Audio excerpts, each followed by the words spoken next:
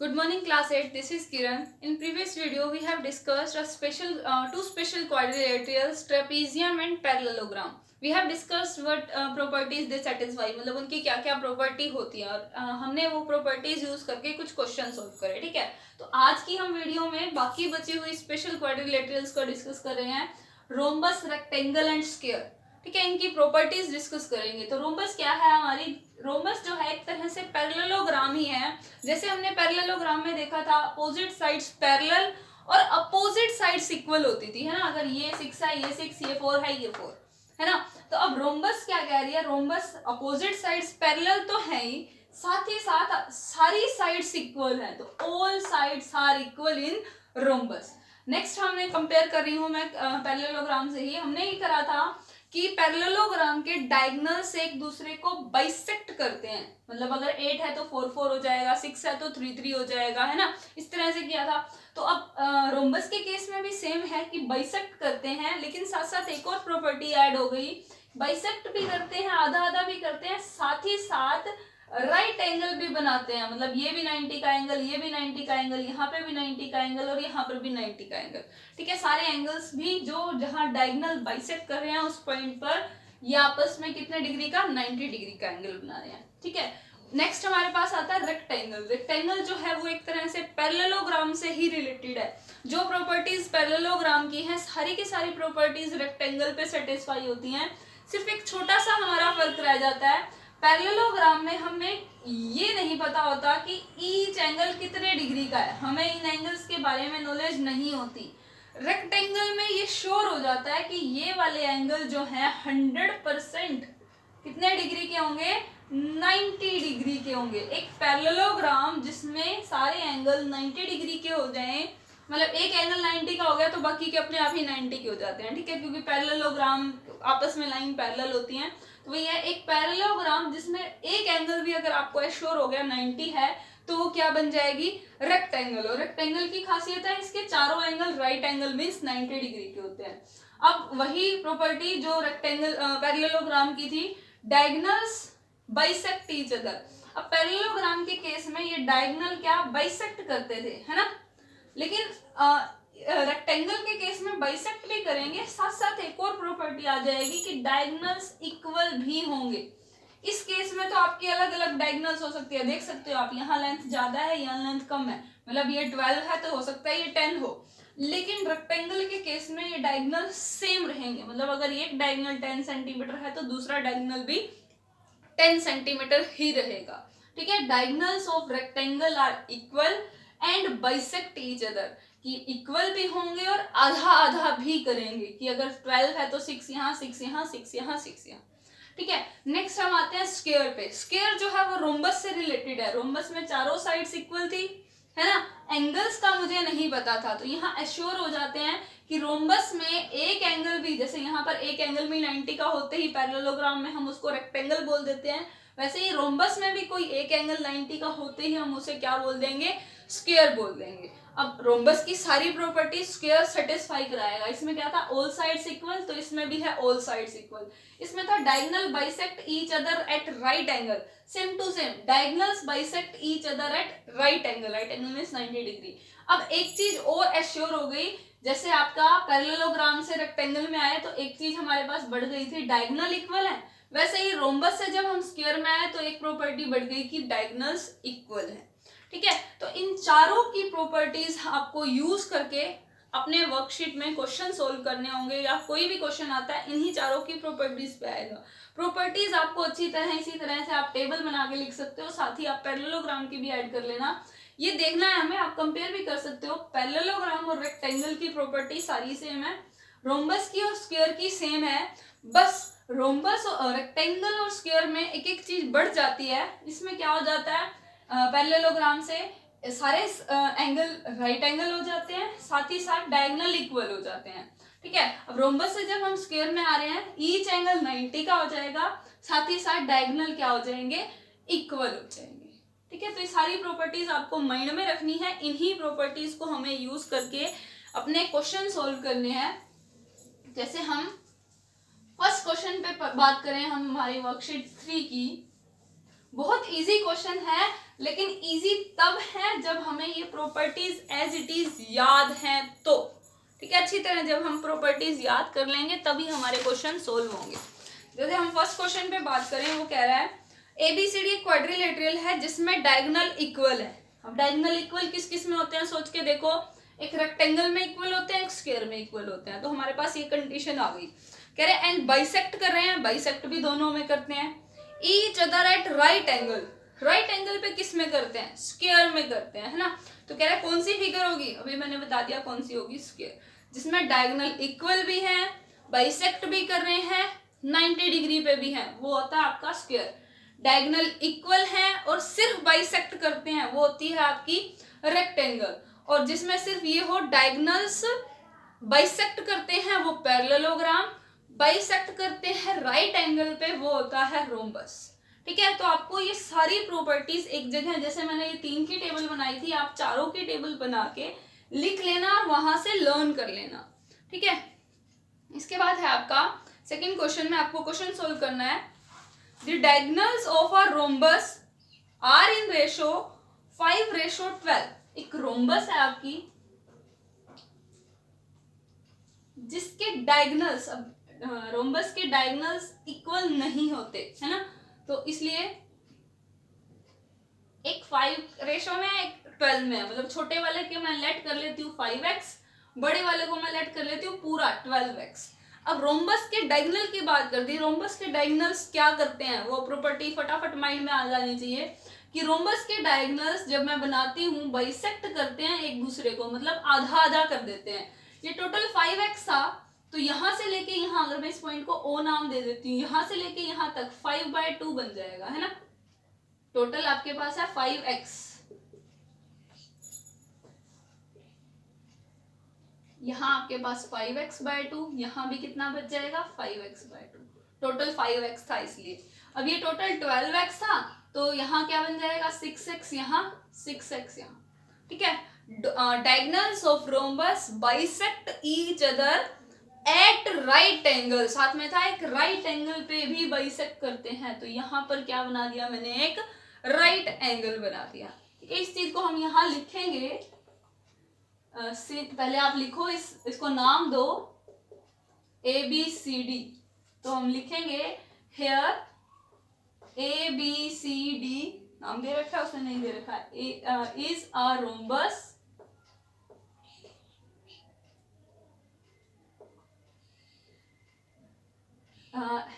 therefore OD equal OB equal 5x/2, ठीक है। Diagonals को मैं ले रही हूँ, पहले आप ऊपर लिख देना, एक लाइन और आएगी। रोम्बस है, let first diagonal is OD equal 5x and AC equal 12x, total 12x थी, ये टोटल 5x थी। अब क्योंकि रोम्बस है इसलिए OD इक्वल OB 5x/2 हो जाएगा and OA equal OC equal 6x हो जाएगा, ठीक है। Also angle DOC equal 90 degree, मैं एक ही लिख रही हूँ क्योंकि मैं एक ही ट्रायंगल लेके काम करूंगी, ठीक है। ये वाला एंगल मैं बता रही हूँ 90 का, सारे 90 हैं, आप सारे भी लिख के दिखा सकते हो। अब साथ में वो कह रहा है if the perimeter is 104, perimeter दे रखा है आपको 104, तो ईच साइड क्या होगी, हर साइड निकाल लो यहाँ से। अभी मैंने बताया था आपको रोम्बस की प्रॉपर्टी में सारी साइड्स इक्वल होती हैं, तो मतलब स्क्वायर वाले प्रॉपर्टी होगी ना एक तरह से। तो साइड निकालने के लिए चारों साइड्स इक्वल हो, तो हम इसको किससे 4 से डिवाइड करते हैं, 26 सेंटीमीटर। तो ईच साइड आपके पास हो गई 26, ये भी 26, ये भी 26 सेंटीमीटर सेंटीमीटर सेंटीमीटर, ठीक है। अब हम एक ट्रायंगल ले लेते हैं, चारों में से कोई भी एक, अब यहाँ आपके पास छोटी वाली 4 ट्रायंगल बन रही है, कोई भी एक ट्रायंगल ले लो, ठीक है। मैंने क्योंकि ये एंगल इस वाली ट्रायंगल का दिखाया था इसलिए मैं यही ट्रायंगल ले रही हूँ। अगर आप चारों एंगल दिखा देते हो, ये भी 90 होगा, ये भी 90 होगा, ये भी 90 होगा, है ना, होंगे तो चारों ही 90। मैंने एक ही लिखा था, तो क्यों, क्योंकि मैं एक ही ट्रायंगल लेके काम कर रही हूँ। नाउ इन ट्रायंगल ODC, ऊपर वाली, इसका पॉइंट का नाम O नाम था ना, इसलिए ODC ट्रायंगल। अब ध्यान से देखो, ODC ट्रायंगल, यहाँ O है, ये D है, ये C है, मैंने थोड़ा सा मोल्ड कर लिया।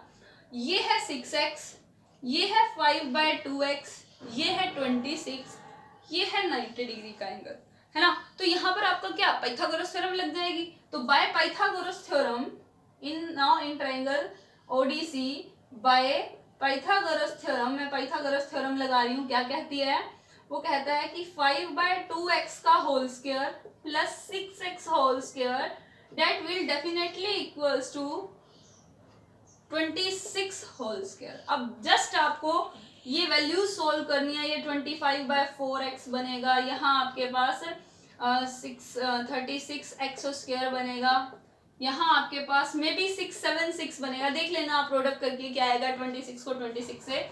उस नेक्स्ट स्टेप में आपको क्या करना है, एक्स स्क्वायर कॉमन लेके दोनों को ऐड कराएंगे, वहां जाके इसको सोल्व करके एक्स स्क्वायर की वैल्यू आएगी, उसकी हेल्प से हम स्क्वायर रूट करके एक्स की वैल्यू आ जाएगी। एक्स की वैल्यू आते ही साइड आपके पास 26 है, डायगोनल की लेंथ पूछ रहा है, तो पहला डायगोनल x 5 इंटू जो भी x की वैल्यू है वो, सेकंड डायगोनल 12 इंटू x की वैल्यू है जो वो, ठीक है। नेक्स्ट देखो, नेक्स्ट में कह रहा है a pair of adjacent sides of a rectangle। मैं सिर्फ फिगर थोड़ा सा आपको क्लियर कर देती हूँ, लिखना कैसे है वो आप अपनी लैंग्वेज में लिखोगे और ढंग से लिखोगे, ठीक है। कह रहा है एक रेक्टेंगल है आपके पास,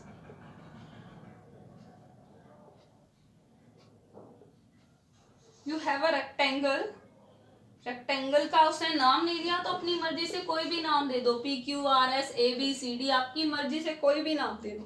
कह रहा है उसकी दो एडजस्टेंट साइड, एडजस्टेंट साइड्स का मतलब है ये वाली साइड और इसके बिल्कुल साथ वाली साइड, वो 3:4 में है, मतलब ये 3x है तो वो 4x है। रेशो का मतलब हम लेट करने के लिए यूज करते हैं ना, 3x ये 4x, and the diagonal is 20 centimetre. अब रेक्टेंगल के दोनों डायगोनल इक्वल होते हैं, हमने प्रॉपर्टी करी थी, तो ये 3x ये 4x, ये भी क्या होगा 4x, क्या होगा 3x।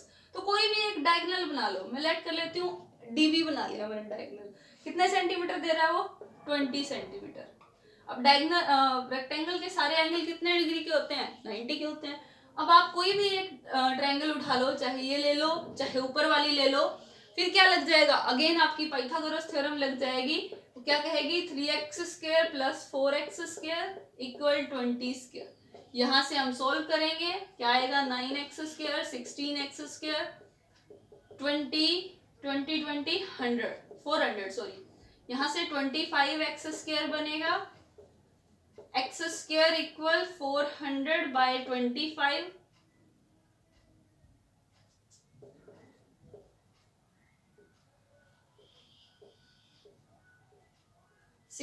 तो x आपके पास आ जाएगा √16 मीन्स 4। x की वैल्यू आपके पास 4 आ गई। इसके बाद आपको करना है x की वैल्यू आपको निकालनी है पेरीमीटर ऑफ रेक्टेंगल। तो आप पहले साइड्स निकाल लो, पहली साइड हो जाएगी आपकी 3 × 4 12, दूसरी साइड हो जाएगी 4 × 4 16, ये लेंथ हो गई, ये ब्रेड्थ हो गई, लेंथ ब्रेड्थ से आप यूज करके पेरीमीटर निकाल लोगे, ठीक है, हो जाएगा क्वेश्चन। इसके बाद कह रहा है ABCD एक रोम्बस है जिसके जो ओ डायगोनल्स O पर कट कर रहे हैं, ठीक है।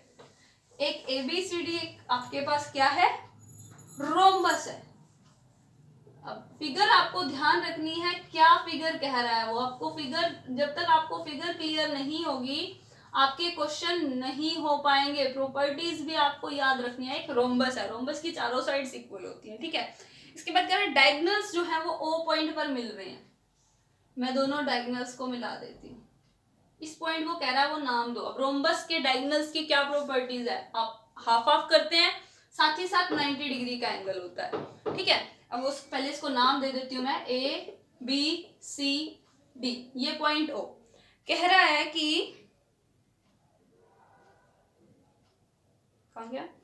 शो डेट ट्रायंगल AOB ये वाली triangle is congruent to COD, ये ट्रायंगल इसके कॉन्ग्रुएंट है। कॉन्ग्रुएंसी के लिए हम कोई भी तीन चीजें इक्वल दिखा सकते हैं।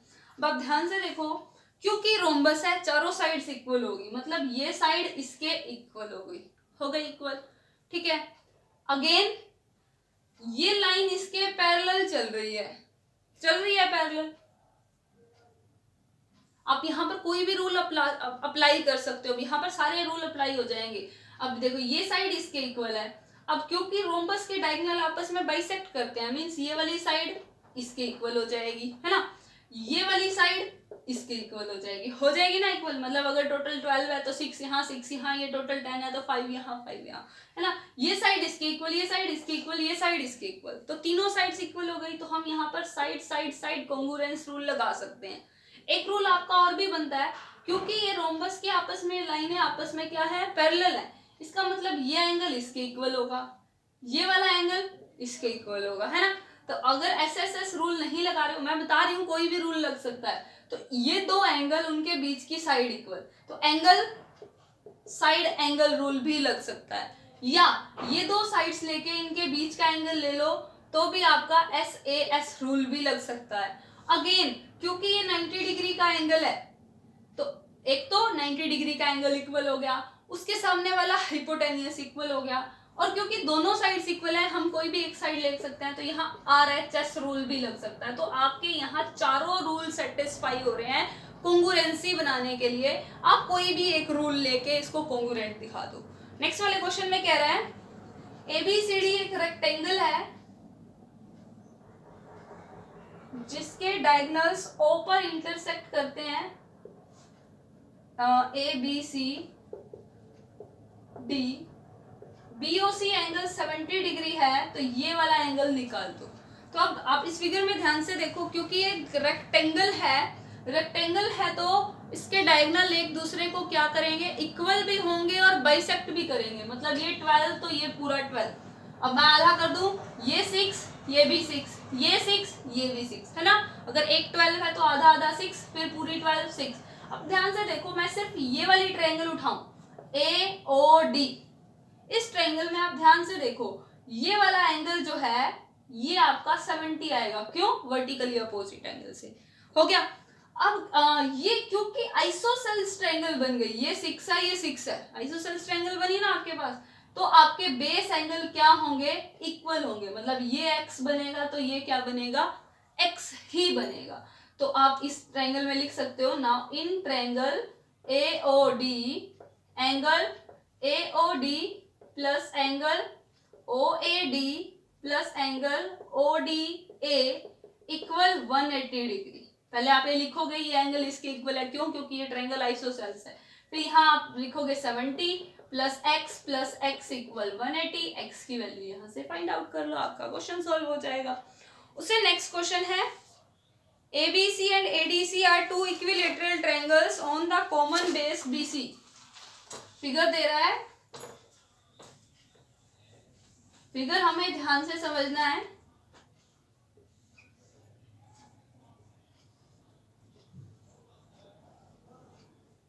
This point is A B C D।